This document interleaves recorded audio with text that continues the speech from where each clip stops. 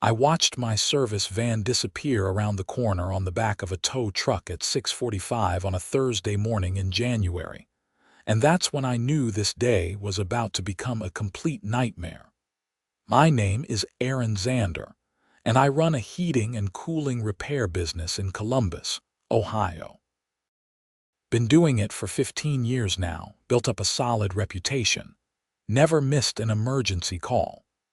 I live in the Meadowbrook Estates development, one of those cookie-cutter suburban neighborhoods that sprouted up about 10 years ago with identical houses and perfectly manicured lawns. The kind of place where everyone waves at each other but nobody really talks. More importantly, it's the kind of place with a homeowners association that thinks they run a military base instead of a residential community. I sprinted out my front door in my work boots, still pulling on my jacket. The tow truck was already 2 houses down, my white van with Xander heating and cooling painted on the side hooked up like a common criminal's vehicle. "Hey, stop! That's my van," I shouted, running down the sidewalk. The tow truck didn't even slow down. It turned onto Maple Drive and vanished from sight. I stood there in the middle of the street, my breath forming clouds in the freezing air, trying to process what just happened. My phone started ringing in my pocket. I pulled it out with shaking hands, still staring at the empty street where my van had been parked legally in my own driveway just minutes ago. "Xander speaking," I answered automatically. "Mr. Xander, this is Patricia Gomez from Sunshine Valley Nursing Home. We have an emergency situation. Our main boiler has completely failed and the building temperature is dropping rapidly. We have 83 residents, many of them elderly with serious health conditions. Can you get here immediately?" My stomach dropped. Sunshine Valley was one of my biggest clients, and I had serviced their equipment for the past 7 years. They were located about 20 miles outside Columbus in a rural area, and with the temperature sitting at 15 degrees outside, this was literally a life-threatening situation. "I'll be there as fast as I can," I said, my mind already racing through the problem. "Keep everyone in the common areas if possible, use space heaters if you have them, and make sure the kitchen staff keeps hot beverages available." I hung up and immediately called my assistant, Marcus, who lived across town. No answer. I tried again. Still nothing. Then I remembered he had mentioned taking his daughter to an early morning doctor's appointment in Cleveland. He wouldn't be available for at least 3 hours. I ran back into my house and grabbed my personal car keys, then stopped. My personal car was a small sedan. All my equipment, my tools, my replacement parts, my diagnostic gear, everything I needed to repair an industrial boiler was in that van. Without it, I was useless. I dialed the number for Meadowbrook Estates, HOA, that was on the irritating letters they sent out every month. A woman answered on the 3rd ring. "Meadowbrook Estates, Homeowners Association. This is Deborah speaking." "This is Xander from 4425 Willow Creek Lane. Someone just towed my work van from my own driveway. I need to know where it was taken immediately. I have an emergency service call. Please hold while I pull up your account," Deborah said in a voice that suggested she couldn't care less about my emergency. I paced my living room, watching the minutes tick by on my wall clock. Each minute that passed meant the nursing home was getting colder, meant elderly people were at risk. "Mr. Xander, yes. I see here that your vehicle was towed at 6:30 this morning for violation of HOA Bylaw Section 12, Subsection 4.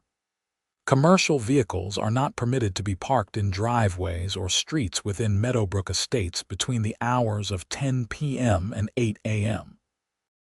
"That's insane. It's my work vehicle.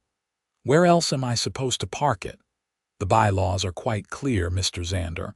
You should have reviewed them before purchasing your home. Your vehicle has been impounded at Miller's Towing and Storage on Industrial Parkway. You can retrieve it during their business hours. What are their business hours? I believe they open at 9 a.m. I looked at my watch. It was 6:53. That was over 2 hours away, and even then, who knew how long the retrieval process would take? Listen to me very carefully, I said, trying to keep my voice level. I have 83 elderly people in a nursing home with no heat in 15-degree weather. This is a medical emergency. I need my van right now. I understand you're upset, Mr. Xander, but rules are rules. Perhaps this will serve as a reminder to follow HOA regulations in the future. Have a nice day. She hung up. I stood there staring at my phone in disbelief. I immediately called Miller's Towing.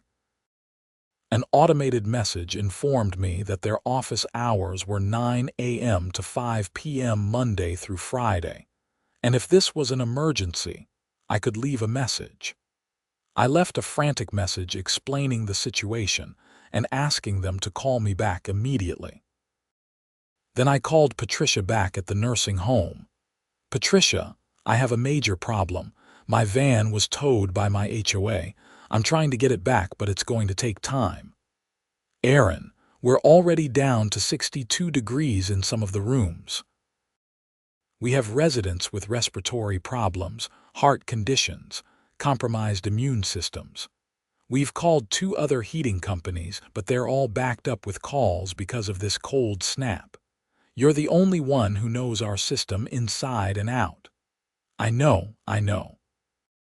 Give me a few minutes to figure this out. I hung up and tried to think. My equipment was specialized and expensive. I couldn't just borrow someone else's van and tools. Everything I needed for a boiler repair was custom organized in my van, and I knew exactly where everything was. Starting from scratch would take hours I didn't have. I called an Uber. At least I could get to the nursing home and assess the situation, maybe figure out a temporary solution until I could get my van back. The app said a driver was 12 minutes away. While I waited, I pulled up the HOA bylaws on my laptop. I had gotten a copy when I bought the house 4 years ago, but honestly hadn't read through all 67 pages of mind-numbing regulations. I found Section 12, subsection 4. Sure enough, it stated that commercial vehicles over a certain size were prohibited from being parked in visible locations during nighttime hours. But here was the thing. I had been parking my van in my driveway for 4 years. 4 years. Never once had anyone said anything. Not a single violation notice. Not a warning, nothing.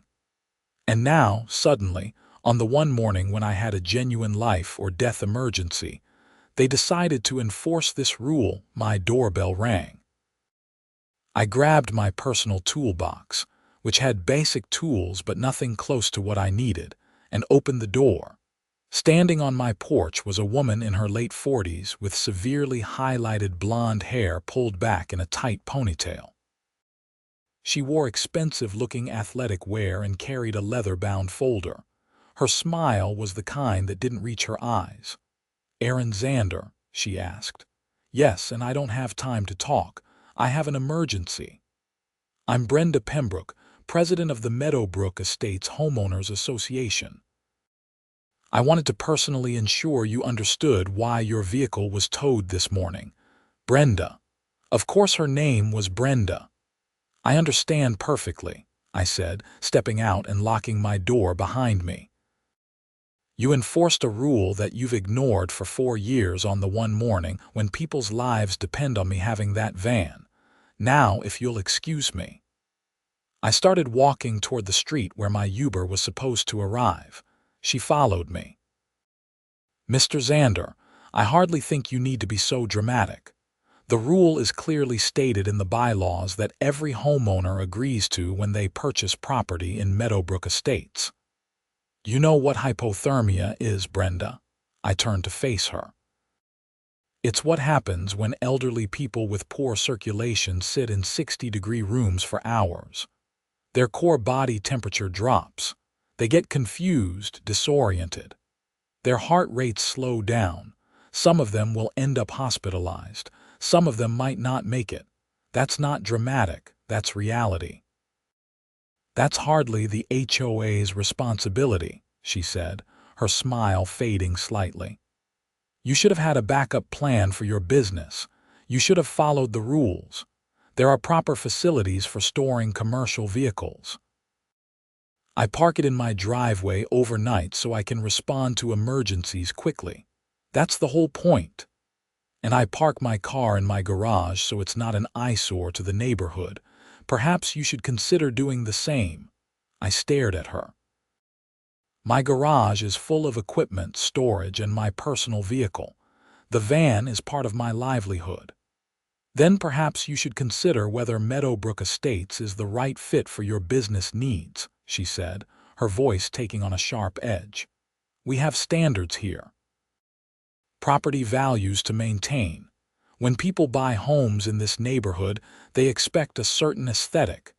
My Uber pulled up to the curb. A Toyota Camry with a dent in the passenger door. We're not done discussing this, Brenda called after me as I got in the car. Yeah, we are, I muttered, slamming the door. The driver, a guy in his 20s with headphones around his neck, looked at me in the rearview mirror. Rough morning. You have no idea. Sunshine Valley Nursing Home as fast as you can legally get there. We pulled away from my house and I immediately started making calls. First to Miller's Towing again. Still just the machine. I left another message, this one more desperate. Then I tried calling other heating repair companies, hoping maybe someone could loan me equipment.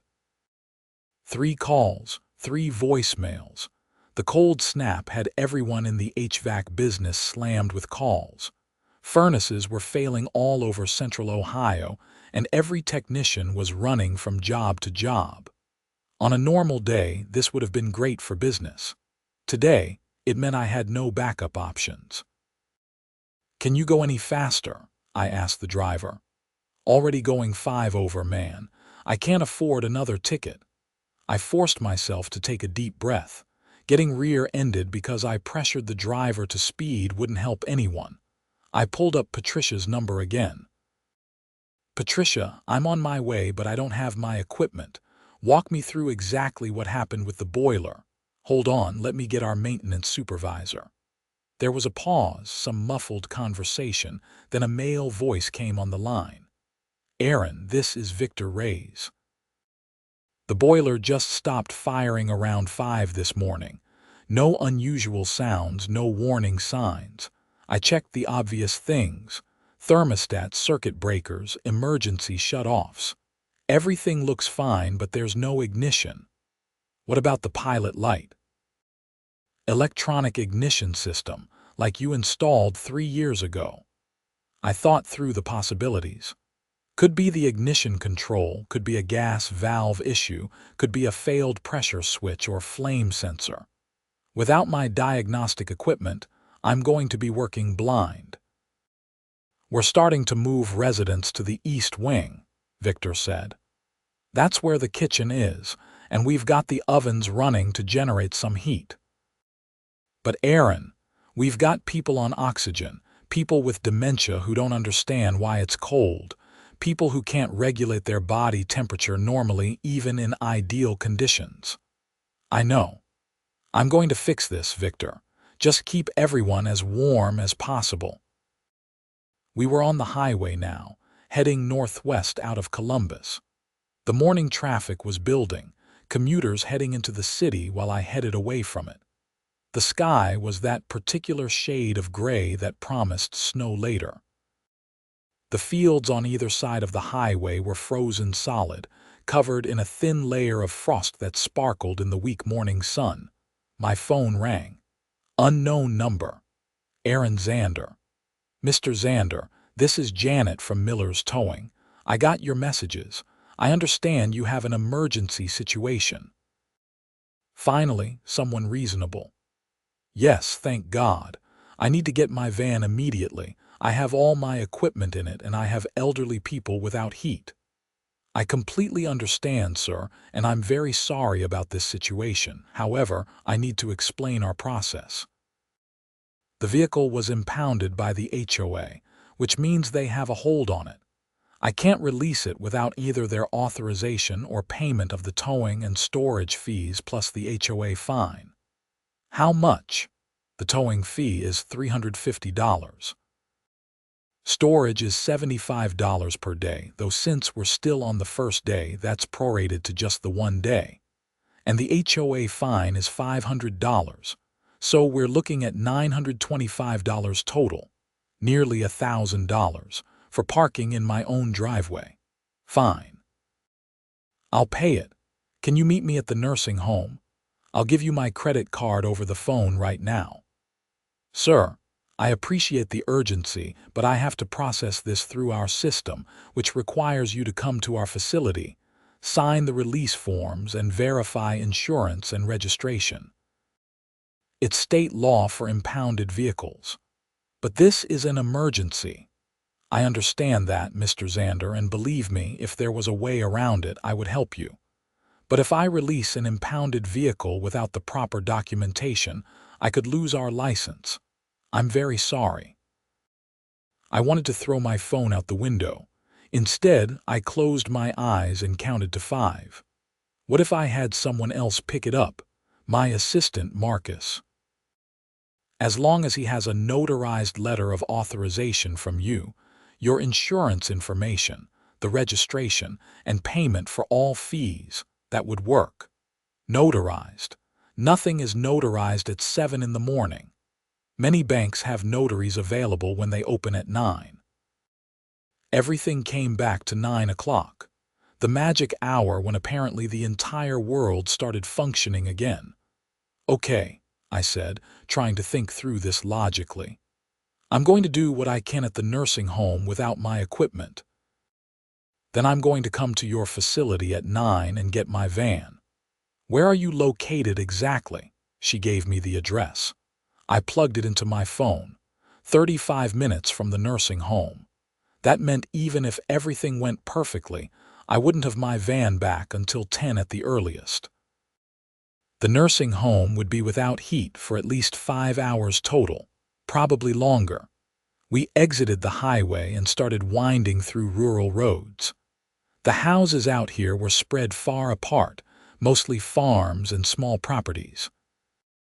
Sunshine Valley appeared ahead, a sprawling single-story building that had been expanded several times over the years. It looked like someone had taken a house and kept adding wings to it in different architectural styles, which was pretty much exactly what had happened. Here, I told the driver.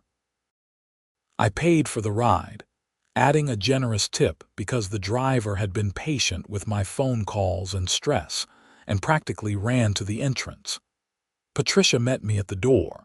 She was a small woman in her 60s with gray hair and worry lines etched deep around her eyes. "Thank God you're here," she said. "It's getting worse. We're down to 58 degrees in some rooms. Show me the boiler room." She led me through corridors filled with elderly residents bundled in blankets, huddled together in small groups. Staff members were distributing hot coffee and tea. I saw one woman, probably in her 90s, shivering despite wearing what looked like 3 sweaters. A nurse was checking her vital signs. The boiler room was in the basement, access through a service corridor off the kitchen.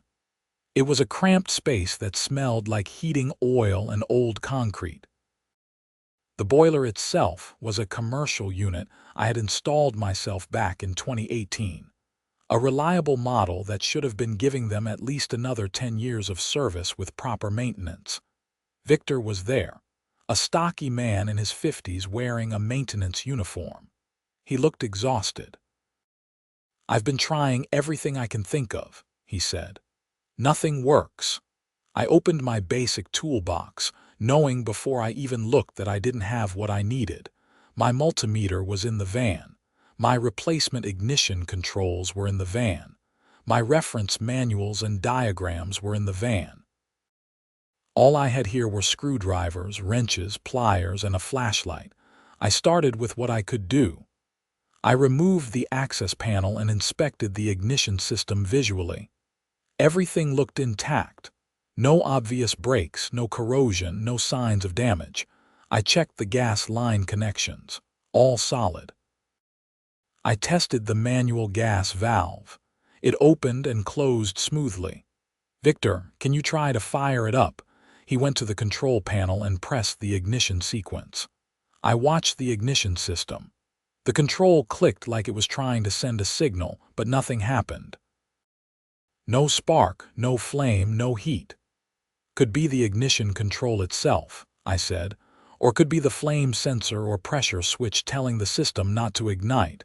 Without a multimeter, I can't test the electrical components." "Can we bypass anything?" Victor asked. "Not safely.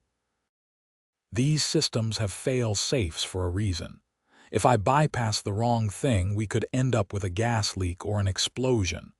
Patricia appeared at the doorway. "Aaron, we just had our first resident have a medical incident. Mrs. Henderson, 87 years old. She's hypothermic. The ambulance is on the way." I felt like I'd been punched in the stomach. This was exactly what I'd been afraid of. "I need to get my van," I said. "Patricia, I'm so sorry, but I can't fix this without my equipment." "Go," she said. "Do whatever you need to do. We'll manage here." I called another Uber, but the app said it would be 20 minutes before a driver could reach this location. I tried Lyft. 30 minutes. I was about to start calling taxi companies when Victor spoke up. "Take my truck," he said, pulling keys from his pocket. "It's the blue Ford in the parking lot. Just bring it back when you can. Are you sure?" "Those are my residents upstairs getting cold." "Yes, I'm sure." I took the keys and ran. The truck was old but well-maintained, and it started right up. I programmed Miller's towing into the GPS and headed back toward Columbus. It was 7:45. The towing company didn't open until 9. I'd be there over an hour early, but at least I'd be there the moment they opened. Traffic was heavier now, the morning rush in full swing. I sat at a red light, my fingers drumming on the steering wheel, and called Marcus again. This time he answered. "Aaron, hey, I'm at the doctor's office with Emma. What's up?" I explained the situation as quickly as I could. "That's insane," he said when I finished. "An HOA can't just tow your vehicle without warning." "Apparently they can. Look, can you help me out? I need you to get to the office, pull all the replacement ignition controls we have in stock, plus diagnostic equipment, and meet me at Sunshine Valley. I'm at least 2 hours away, probably closer to 3 with traffic coming back from Cleveland. Emma's appointment just started. Damn. Okay, never mind. I'll figure something out."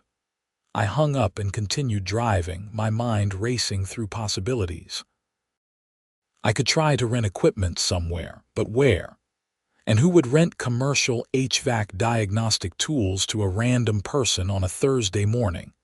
I could try to buy new equipment, but that would cost thousands of dollars and take time I didn't have.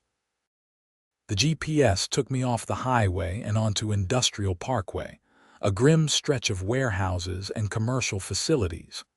Miller's Towing was tucked between an auto parts store and a sheet metal fabrication shop. I pulled into the parking lot at 8:15. The place was dark, a closed sign hanging in the window. My van was in the impound lot behind a chain-link fence, visible from the parking area. I could see all my equipment inside through the windows. Right there. 20 feet away, and completely inaccessible. I got out of Victor's truck and walked up to the fence. The gate was secured with a heavy padlock. I wasn't a criminal, wasn't going to break in, but standing there looking at my van felt like torture. A car pulled up behind me. I turned, expecting to see an employee arriving early. Instead, it was a police cruiser. A Columbus PD officer got out, a young guy with a sharp expression. His hand rested casually near his belt as he approached. "Morning," he said. "You waiting for someone?" "Waiting for the tow company to open. "That's my van," I pointed through the fence. "It was towed from my driveway by my HOA this morning. I have an emergency situation and I need it back. ID, please." I handed him my driver's license. He studied it, then looked at me, then back at the license. "You live at 4425 Willow Creek Lane in Meadowbrook Estates?" "Yes." "And that's your vehicle?" "Yes. I run a heating repair business. My HOA had it towed because I parked it in my driveway overnight. Meanwhile, I have 83 elderly people in a nursing home with no heat because all my equipment is locked in that van."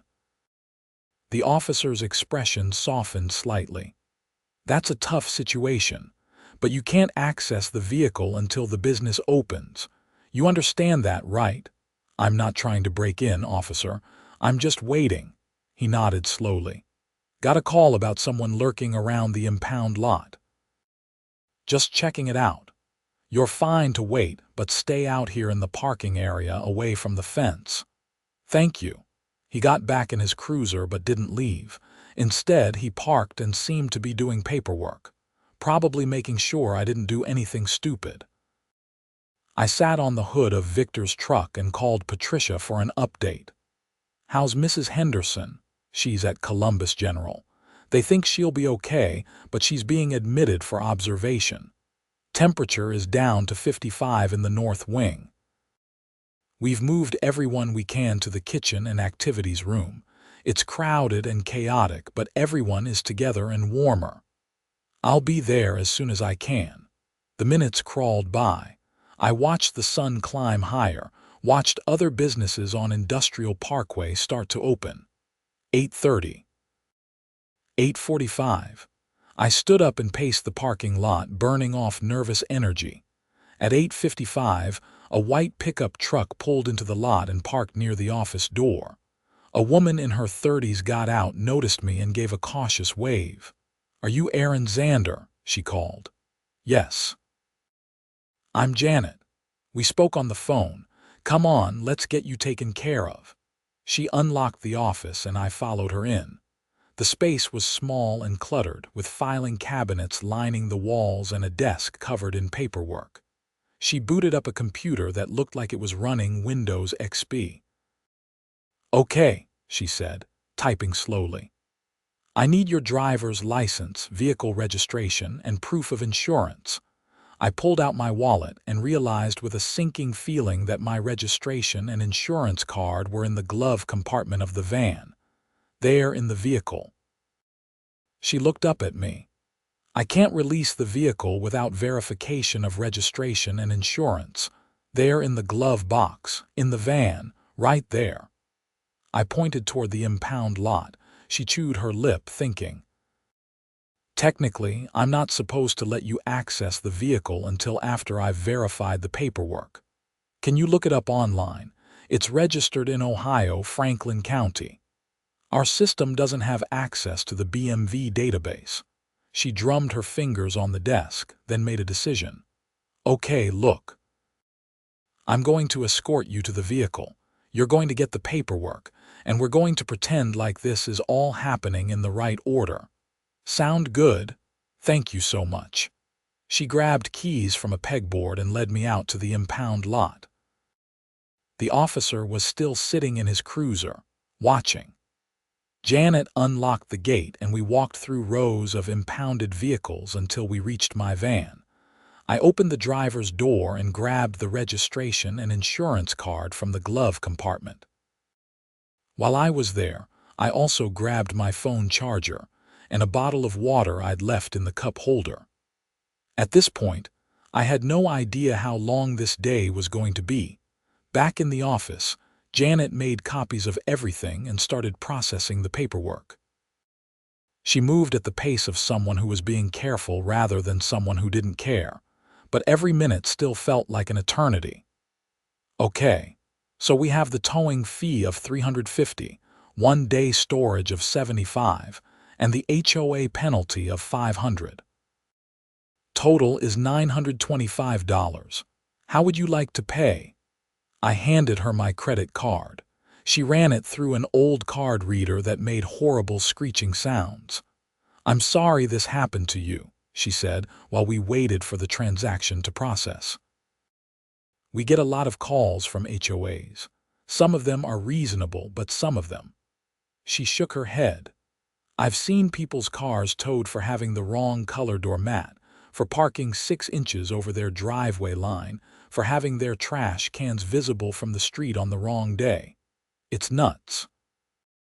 My HOA president showed up at my house this morning to lecture me about property values while I was trying to get to an emergency. She didn't care that people might get hurt. "Did you get her name?" Brenda Pembroke. Janet's expression changed. "Oh, her.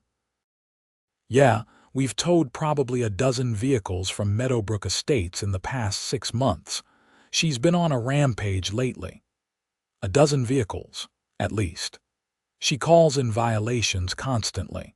Commercial vehicles, expired tags, cars that she claims are abandoned. We have to respond to HOA calls. It's in our contract with them, but honestly, some of her calls are questionable." The credit card reader finally beeped.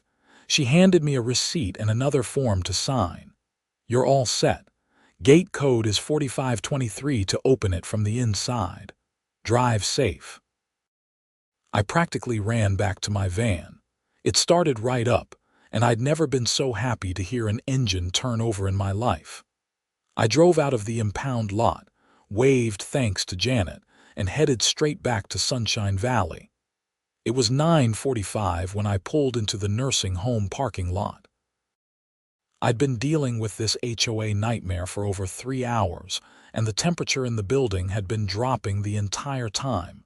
Victor met me at the entrance. "You got it back. Thank God. How bad is it?" "We're holding at 53 degrees.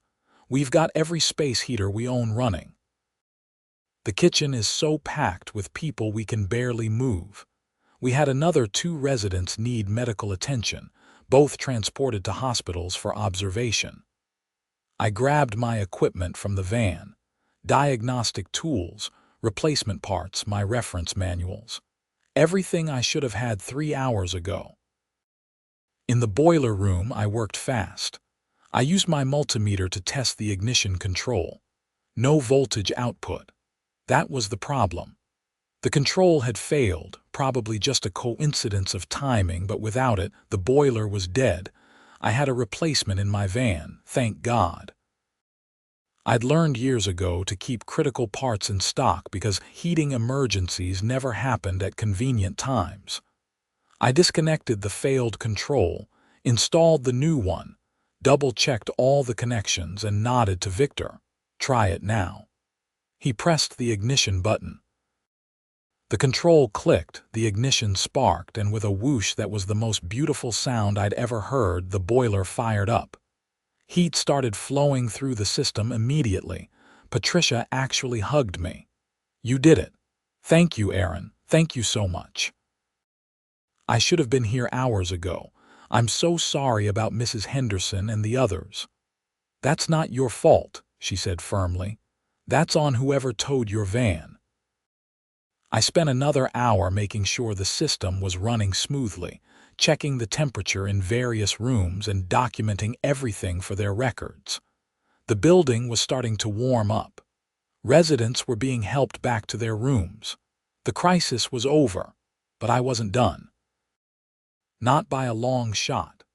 I said goodbye to Patricia and Victor, refused payment for the service call because I felt like the delay was partly my fault even though it wasn't, and drove back to Meadowbrook Estates. It was nearly noon when I pulled into my driveway. I parked my van in the exact same spot where it had been towed from.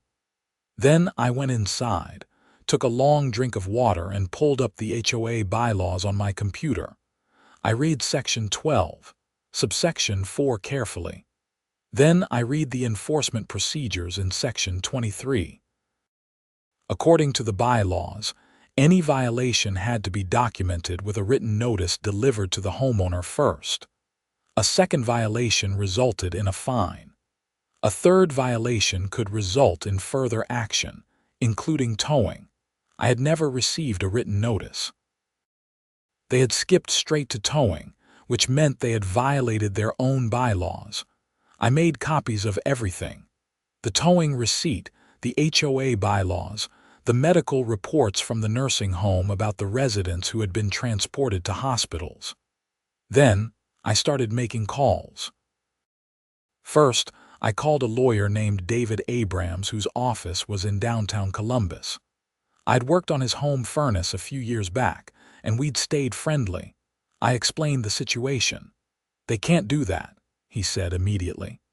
"Ohio law requires HOAs to follow their own enforcement procedures. If they violated those procedures, and especially if their actions led to harm to third parties, you have a strong case. Come see me tomorrow morning and we'll talk about your options."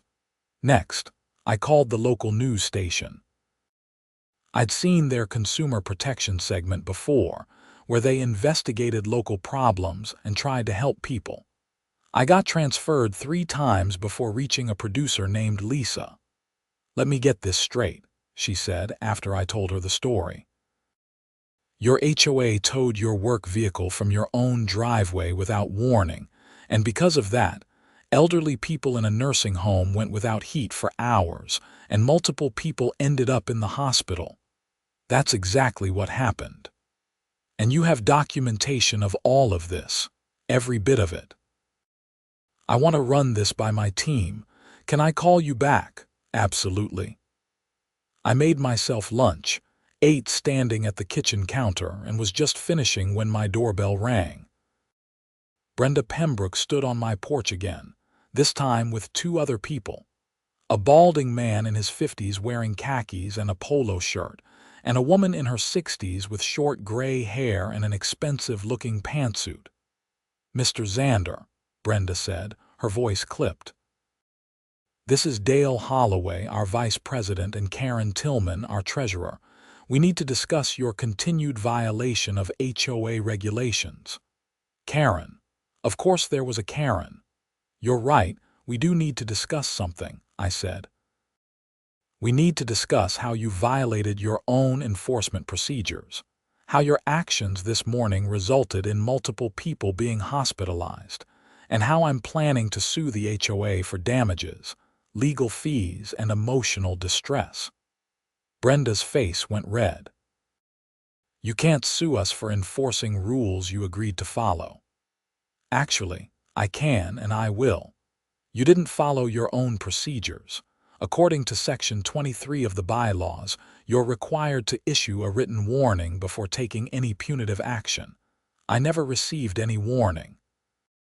You went straight to towing my vehicle, which constitutes a violation of your own governing documents." Dale cleared his throat. "Mr. Xander, I think there might be some misunderstanding here. Our enforcement procedures are designed to be flexible depending on the severity of the violation." "Show me where it says that in the bylaws. I'll wait." He didn't have an answer to that. Karen spoke up, her voice condescending. "The real issue here, Mr. Xander, is that your commercial vehicle is an eyesore. It negatively impacts property values for everyone in this community. We've received multiple complaints from your neighbors. Name one neighbor who complained." "We don't disclose that information. Because there are no complaints. You made this decision arbitrarily, violated your own procedures, and now you're trying to justify it after the fact. Meanwhile, people got hurt because of your actions." "That's hardly our fault," Brenda snapped. "You should have had a backup plan for your business." "My backup plan was having my van in my driveway so I could respond to emergencies." "That was the plan, and it was working fine until you decided to go on a power trip." "How dare you," Brenda said, stepping forward. "We are volunteers trying to maintain the quality and standards of this neighborhood. We don't get paid for this. We do it because we care about our community." "Then maybe you should care about the people in your community instead of just property values and aesthetic rules. Did you know I've been running my business from this house for 4 years? 4 years, Brenda. Not once did anyone mention my van." Not once did I get a notice, a phone call, or even a casual conversation about it. Then suddenly, this morning, you had it towed. Why today? What changed? She pressed her lips together and didn't answer. I'll tell you what I think, I continued. I think you're on some kind of crusade lately. I heard you've had a dozen vehicles towed in the past 6 months. I think you're drunk on the tiny bit of power you have as HOA president, and you don't care who gets hurt as long as you feel like you're in control. We're done here, Brenda said coldly. You'll be receiving a formal notice about your continued violations, and if you park that van in your driveway again, it will be towed again. We're also assessing a fine of $1,000 for hostile and threatening behavior toward HOA board members. You can assess whatever you want. I'll see you in court. They turned and walked back to Brenda's car, a spotless white Lexus SUV parked at the curb. I watched them drive away, my heart pounding. I went back inside and called David Abrams again. They just came to my house and threatened me, I said. They're doubling down. They want to fine me for being hostile. Document everything, he said. Write down exactly what was said when they arrived, when they left, who was present. Get security cameras if you don't have them already. We're going to need all of this. I want to do more than just sue them for my costs, I said. People got hurt today. Mrs. Henderson is in the hospital. 2 other residents were transported by ambulance. Is there any way to hold the HOA accountable for that? It's complicated. The nursing home would have to show that the HOA's actions directly caused harm to their residents. You weren't able to respond because your van was towed, which delayed the repair, which resulted in extended exposure to cold temperatures, which caused medical emergencies. It's a chain of causation, and chains like that are hard to prove legally. But not impossible, not impossible. I'd have to look at the specifics. But Aaron, I want you to be realistic about this. HOA litigation can be expensive and time-consuming. Even if you win, it might not be worth the cost. It's not about the money, I said. It's about making sure they can't do this to someone else. There was a pause.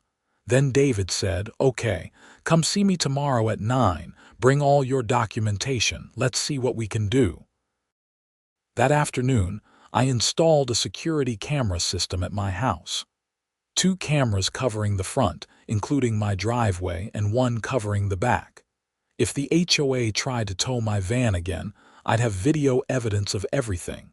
Then I called Patricia at the nursing home. How is everyone doing? Much better. Temperature is back to normal throughout the building. Mrs. Henderson is stable and might be released tomorrow. The other 2 residents are also doing well. Aaron, I can't thank you enough. Patricia, I need to ask you something.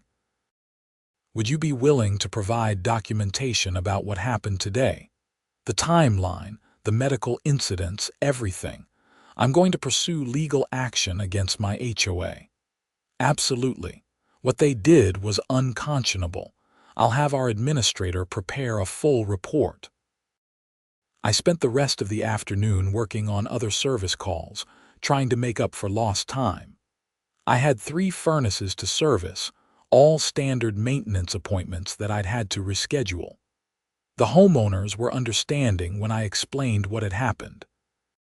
One of them, a woman named Sherry, said her sister lived in Meadowbrook Estates and had complained about the HOA being increasingly aggressive.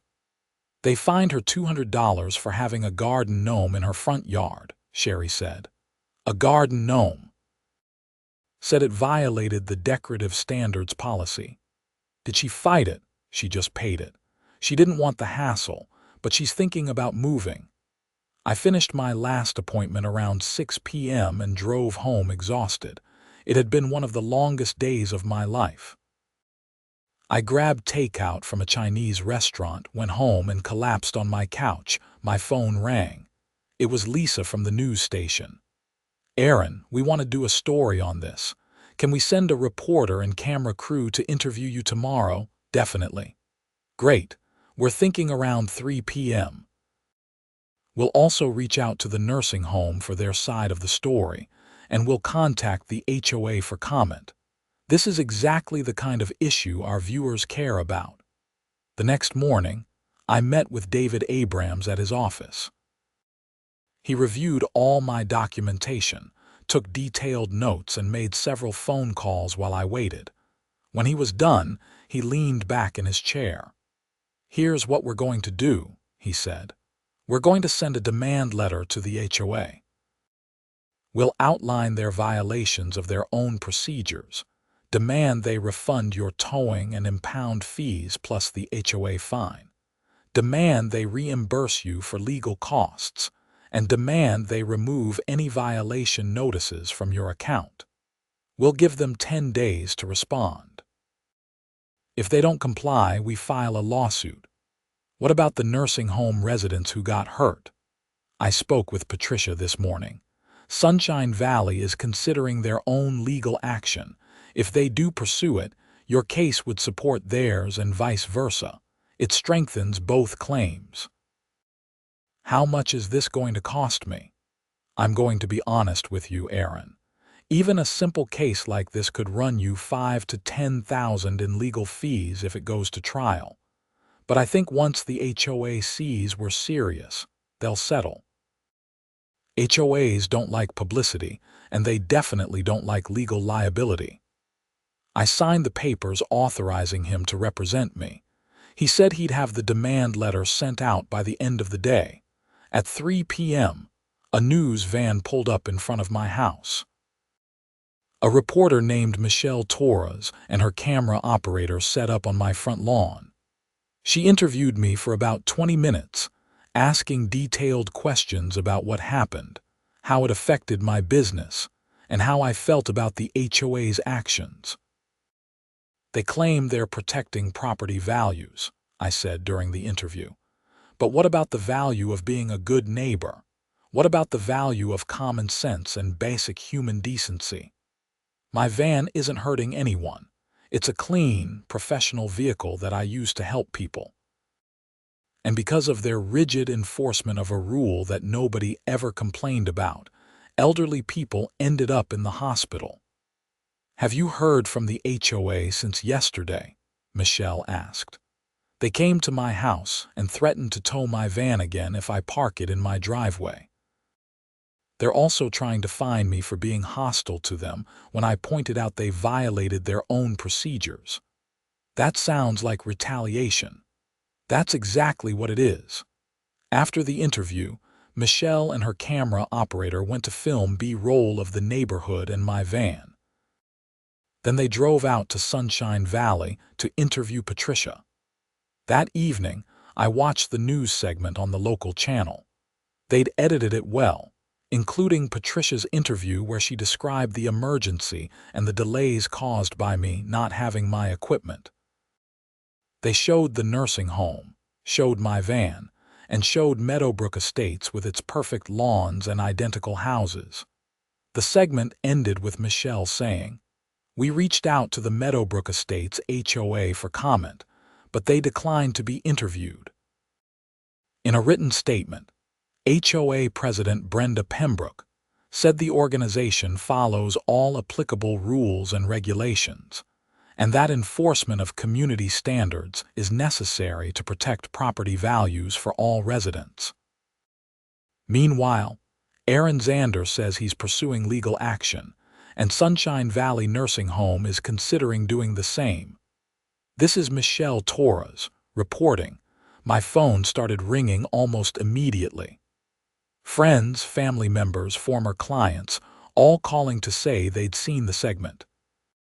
Several people said they'd shared it on social media. By the time I went to bed, the news station's Facebook post about the story had over 2,000 shares and hundreds of comments, most of them critical of the HOA. The next day, I got a call from Dale Holloway, the HOA vice president. "Mr. Xander, I wanted to reach out personally to see if we can resolve this situation amicably. I'm listening. The board has reviewed your concerns, and we acknowledge that there may have been some procedural irregularities in how your violation was handled. We'd like to offer a compromise. We'll refund the towing and impound fees and we'll waive the fine we assessed. In exchange, you agree to park your commercial vehicle off-site going forward. No, I'm sorry. No, I'm not parking my van off-site. It's part of my business and I need it accessible.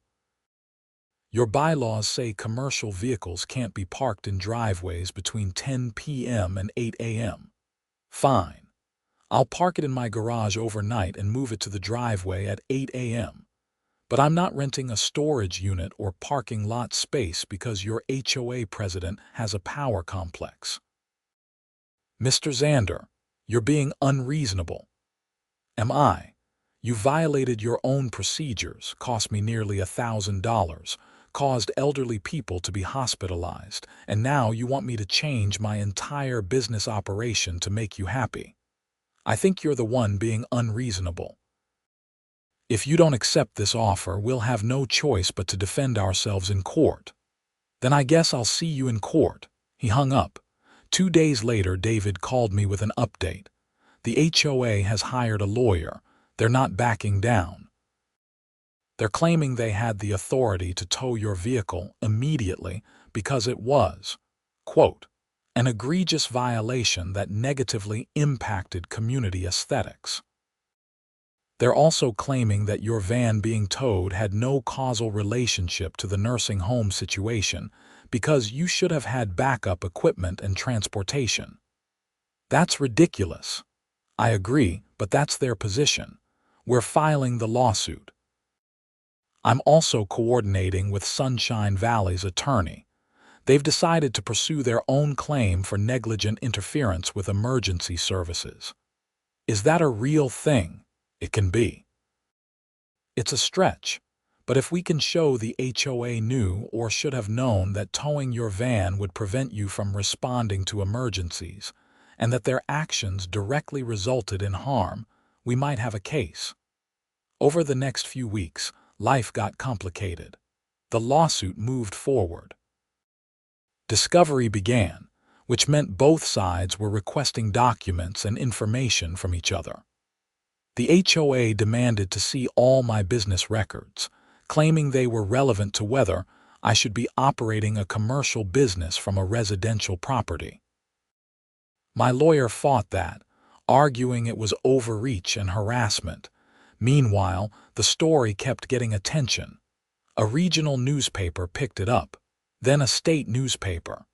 Someone posted the news segment on YouTube and it got over 50,000 views. The comments section was brutal toward the HOA, with people sharing their own horror stories about overzealous homeowners associations. I started getting calls from other Meadowbrook Estates residents. Quiet calls, people who didn't want to be identified, telling me they supported what I was doing. One man said the HOA had fined him $500 for repainting his house a slightly different shade of beige than the approved color palette. A woman said they'd threatened to put a lien on her property because her lawn had dandelions. They've gotten out of control in the past year, she told me. Ever since Brenda became president, it's been one thing after another. People are afraid to do anything without checking the bylaws first.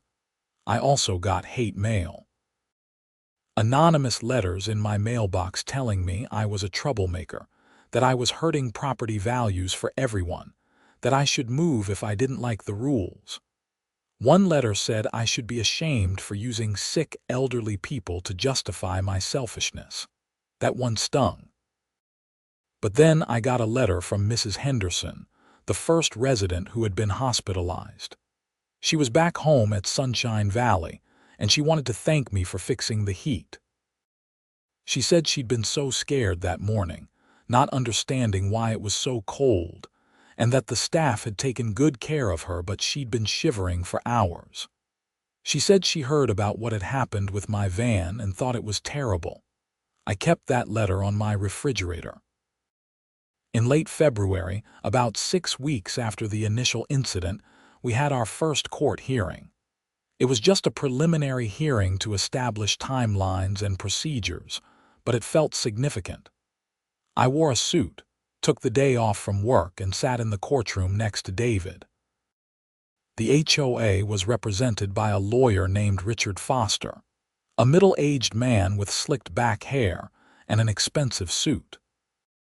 He argued that the case should be dismissed because the HOA had the authority under the bylaws to enforce community standards, and that I had been properly notified of the rules when I purchased my home. David argued that the HOA had violated its own enforcement procedures, acted with malicious intent, and caused measurable harm to both me and third parties. The judge, a woman in her 60s named Judge Patricia Delgado, listened carefully and then said, "This case raises interesting questions about the extent of HOA authority and the consequences of enforcement actions. I'm denying the motion to dismiss. We'll proceed to discovery and set a trial date." Small victory, but it felt huge. In early March, things escalated. I got home from a service call to find a letter from the HOA's lawyer. They were countersuing me for defamation, claiming that my news interviews and public statements had damaged the reputation of the HOA and caused financial harm to the organization. I called David immediately. "This is classic intimidation," he said. "It's called a slap suit, strategic lawsuit against public participation. They're trying to scare you into dropping your case by making it more expensive and complicated. We'll file a motion to dismiss their countersuit on First Amendment grounds." Can they do this? They can try. But judges don't like slap suits, especially in cases where there's clear public interest. "Don't worry, Aaron. This actually might work in our favor." The stress was getting to me. I wasn't sleeping well. My business was suffering because I was distracted. I kept double-checking that my van was parked properly, that I wasn't violating any HOA rules, because I knew they were watching for any excuse to come after me again. Then something unexpected happened. In mid-March, I got a call from a woman named Jennifer who lived in Meadowbrook Estates, 3 streets over from me. "Aaron, I don't know if you remember me, but you serviced my furnace last year. I wanted you to know that a bunch of us are organizing a petition to recall the HOA board. We're tired of Brenda and her crew. Would you be willing to meet with us?" I met with them the following evening at Jennifer's house. There were 12 people there, all homeowners from the development. They were frustrated, angry, and ready to take action. "The bylaws allow for a recall vote if we get signatures from 20% of homeowners," Jennifer explained. "There are 230 homes in Meadowbrook. We need 46 signatures. We already have 38. "What happens if you get the signatures?" I asked. "We can force a special meeting and a vote. If a majority of homeowners vote to recall the board, they're removed and we hold new elections. Count me in. What can I do to help?" Over the next 2 weeks, we gathered signatures. We went door to door, held informal meetings at people's houses, and spread the word through email and social media. The response was overwhelming. People had been afraid to speak up individually, but together they found courage. By early April, we had 73 signatures, way more than the required 46. We submitted the petition to the HOA, demanding a special meeting within 30 days as required by the bylaws. Brenda tried to fight it, claiming some of the signatures were invalid, but Jennifer had been meticulous about following the rules. Every signature had a printed name, address, and date. Every person who signed was a homeowner in good standing. The meeting was scheduled for May 2nd. Meanwhile, the lawsuit continued. We were deep into discovery, and some interesting things were emerging. The HOA's own records showed that they had never issued a written warning to me about my van. They also showed that Brenda had personally ordered the tow without consulting the rest of the board, which violated their internal decision-making procedures. Even better, we found evidence that Brenda had a personal grudge. My assistant Marcus had been digging through social media and found a post from Brenda's daughter from 6 months earlier. Apparently, she'd called my company to schedule a furnace inspection, and I'd told her I was booked out for 3 weeks. She'd complained to her mother that I was rude and unprofessional. I hadn't been rude. I'd just been busy. But apparently, that was enough for Brenda to target me. David was thrilled. This is exactly what we needed. We can show that her actions weren't about enforcing HOA rules. They were about personal retaliation. That strengthens our case significantly. The special HOA meeting was held in the clubhouse at 7 p.m. on May 2nd. The room was packed. People were standing along the walls because all the chairs were full. I'd never seen so many of my neighbors in one place. Brenda stood at the front, flanked by Dale and Karen. She looked angry and defensive. "This meeting is out of order," she declared. "The petition doesn't follow proper procedures." Jennifer stood up. "The bylaws say we need signatures from 20% of homeowners. We have 32%. The bylaws say we need to give 30 days notice. We gave 36 days. The bylaws say the meeting must be open to all homeowners. We reserved the clubhouse and sent notice to everyone. We've followed every rule to the letter." "This is a witch hunt," Karen said. "You people are letting one disgruntled homeowner with a grudge manipulate you." "Really?" A man named Tom stood up. "What about when you fine me for having a basketball hoop in my driveway? My kids play basketball. It's a normal thing kids do, but you said it violated the athletic equipment storage policy." "What about me?" A woman named Sandra called out. "You threatened to foreclose on my house because I was late on my HOA dues by 2 weeks. 2 weeks. I'd been in the hospital having surgery." More people started sharing stories. The meeting turned into a cathartic session where neighbors who had been too intimidated to speak up before finally voiced their frustrations. When everyone calmed down, Jennifer called for the vote. "All in favor of recalling the current board and holding new elections, raise your hand." Hands went up all around the room. I raised mine too, though technically I didn't need to since I'd already voted by signing the petition. All opposed, 3 hands went up: Brenda, Karen, and Dale. "The recall passes," Jennifer declared. "The current board is removed effective immediately. We'll hold nominations for a new board at our next meeting in 2 weeks. Brenda stood up, her face red. "This is illegal. You can't do this." "We just did," Jennifer said calmly. "Please surrender all HOA records, documents, and financial information to the transition committee by the end of the week." Brenda stormed out, followed by Karen. Dale stayed behind and actually looked relieved. 2 weeks later, we held elections for a new board. Jennifer was elected president. A retired teacher named Frank became vice president. A younger couple, Mike and Deanna, took treasurer and secretary positions. The new board's first action was to review all pending violations and fines. They dismissed the fine against me. They refunded my towing costs.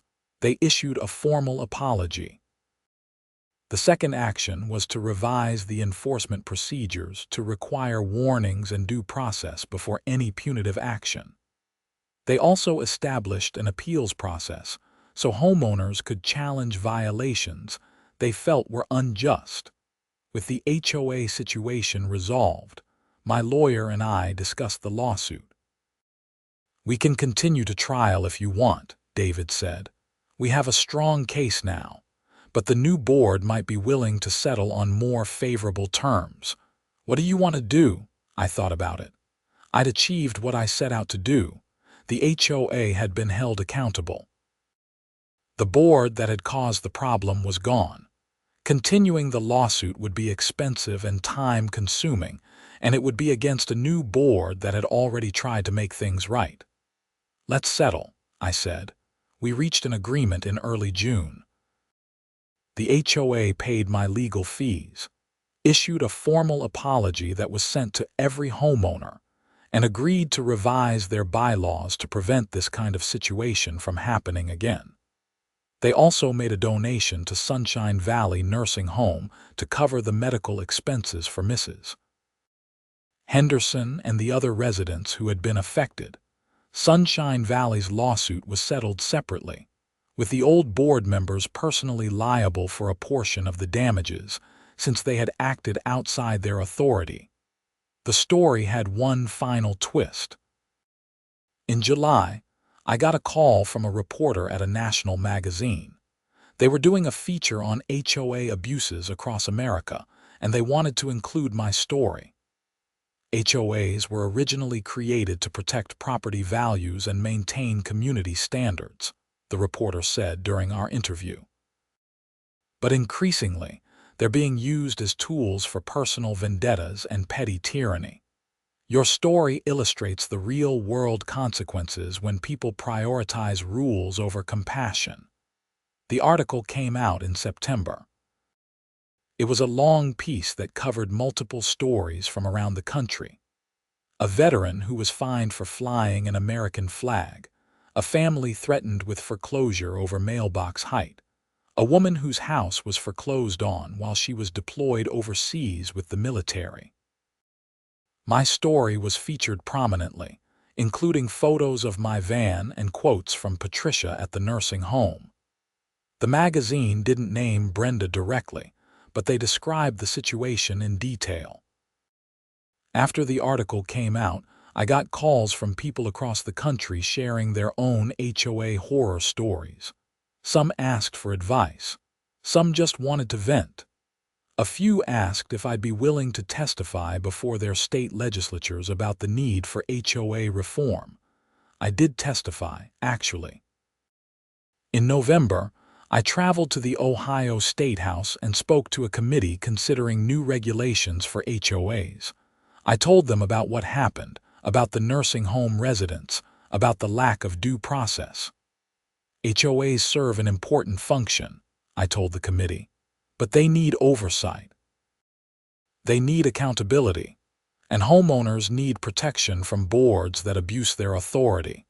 What happened to me shouldn't be possible, and if it can happen to me, it can happen to anyone. The committee was working on a bill that would require HOAs to follow specific due process procedures, establish penalties for board members who acted outside their authority, and create a state-level review process for homeowners who felt they'd been treated unfairly. It passed the legislature in March of the following year and was signed into law by the governor. I still live in Meadowbrook Estates. The neighborhood is different now, better.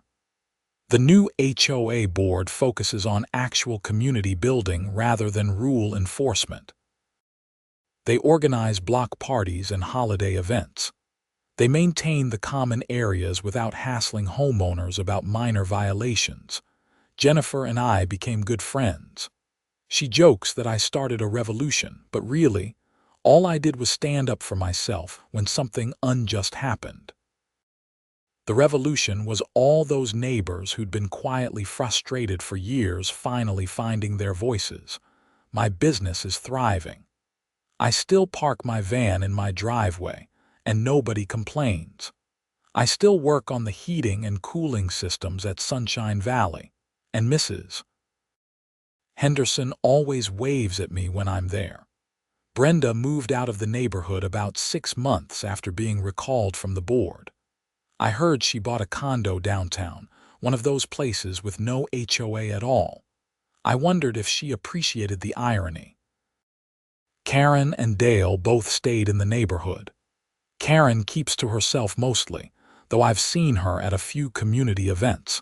She's never apologized, but she doesn't glare at me anymore either. Dale actually approached me at a 4th of July barbecue and said he was sorry about how things had gone down, that he should have stood up to Brenda earlier. I told him I appreciated that, and I meant it. It takes courage to admit you were wrong. The whole experience taught me something important about communities and rules. Rules are necessary. They help maintain order and fairness. But rules without compassion, rules enforced without consideration for context or consequence, rules used as weapons rather than tools, those kinds of rules do more harm than good. When Brenda had my van towed, she was following a rule. But she didn't stop to think about why I parked it there, what purpose it served, or what might happen if I couldn't access it. She saw a violation and enforced it, and people got hurt as a result. The new HOA board still has rules. The lawns still need to be mowed, the trash cans still need to be stored properly, the houses still need to be maintained. But now there's flexibility. There's communication. If someone violates a rule, the board reaches out to understand why and work on a solution. It's amazing what can happen when you treat your neighbors like human beings instead of subjects to be controlled. I think about that morning in January sometimes, watching my van disappear on the back of a tow truck, feeling helpless and angry. If someone had told me then that the experience would lead to HOA reform at the state level, I wouldn't have believed them. But that's the thing about standing up for what's right. You never know where it might lead. You never know who might be inspired by your actions, who might find courage in your example. I got an email last month from a man in Arizona. He'd read about my story and was dealing with his own HOA nightmare. They were trying to foreclose on his house over unpaid fines for violations he said were bogus. He asked for advice. I told him to document everything, find a good lawyer, and don't back down if he knew he was right. I told him about the Ohio law that passed and suggested he look into whether his state had similar protections. I told him he wasn't alone. He emailed back 2 weeks later. His HOA had backed down after he threatened legal action and showed them examples of other cases where boards had been held liable for overreach. He said my story had given him the confidence to fight back. That's worth more than any settlement or court victory. Knowing that something good came from something bad, that other people benefited from the stand I took, that makes the whole ordeal worthwhile. My assistant Marcus jokes that I should write a book. How to survive your HOA and live to tell about it. Maybe someday I will. But for now, I'm content with living my life, running my business, and being an active member of a community that's learned the difference between rules and righteousness. It's a nice spring evening as I write this. My van is parked in my driveway, clearly visible from the street. The sun is setting, painting the sky in shades of orange and pink.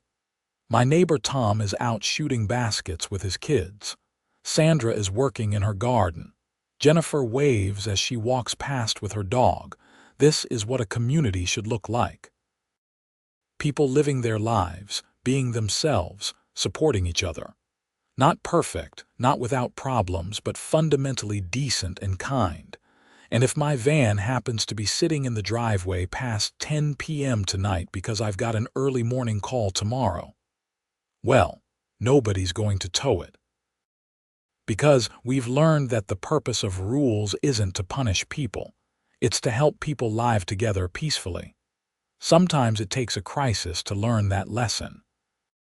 Sometimes it takes elderly people going without heat and a small business owner fighting back and an entire neighborhood finding its voice. But once you learn it, once you really understand it, everything changes. That's my story.